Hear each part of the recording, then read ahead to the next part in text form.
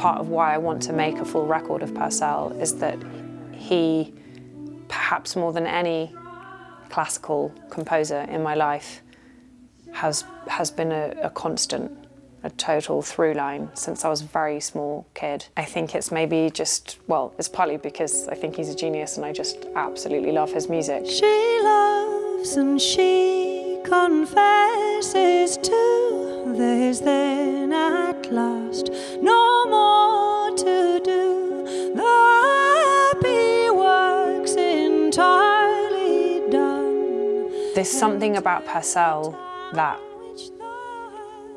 really just feels very natural to me.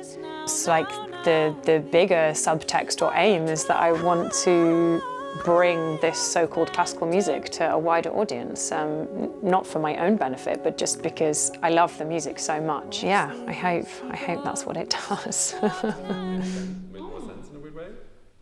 I've been joined by an amazing musician called Liam Byrne, and tomorrow I'm joined by a long-standing collaborator called Jordan Hunt, who I met here a very long time ago. And then another musician called James McVinnie, who I've worked together a tiny bit with, but not as much as I'd like.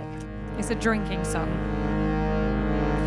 Love quickly is pulled, though with labour 'tis gain, though with labour 'tis gain, though with labour 'tis gain. I go home for a week after this residency, and then I fly out to New York, and I'm going to turn this into an album. So it's kind of, I'm sure all residencies have their own feelings of pressure, but this is like really, well, there's both a particular luxury of being here and also a particular kind of pressure, because it's like I'm working through ideas, but also I'm constantly thinking, how is this going to sound in the studio?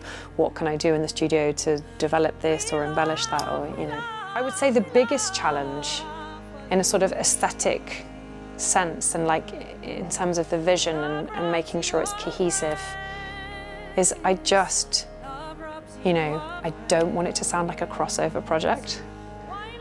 I don't want it to sound like just a folk singer or a pop singer or a songwriter who's like having a dabble at classical music. This isn't a classical record. It isn't a crossover record. If anything, I want it to sort of have like an indie, you know, Sufjan Stevens kind of like sound world to it. I want it to be closer to that sort of aesthetic than a lot of the classical recordings that I love. What we're exploring sonically here is also I'm constantly thinking in parallel with what I might be doing in the studio. And you know, the studio that I'm in New York is a tiny room.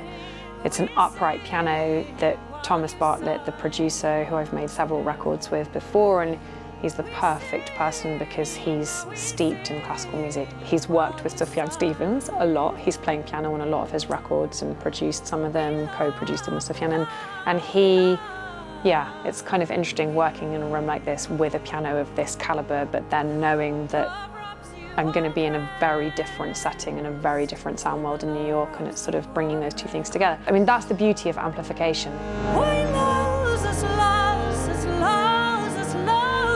Ultimately, the reason I think all of us who know about it love this place is it almost feels like in England, it's like one of the last bastions of somewhere that just is here for the pure art's sake and nothing else. But really, there just isn't anywhere like it, certainly not in this country, and probably not quite in the world. And because of Benjamin Britten and Peter Pears and their legacy, it's sort of, I think that somehow keeps it quite pure and quite authentic, and it doesn't ever get corporate. It doesn't, you know, it's just always about the music. As soon as I land here, I just feel like this is about the art. And for me, doing a residency on Purcell with that legacy of Benjamin Britten and what Purcell meant to him as a composer, and also Benjamin Britten's connection to English and British folk songs, is really important. Yeah. So it's sort of, it feels like a perfect place for me to be. It's really, really happy to be here.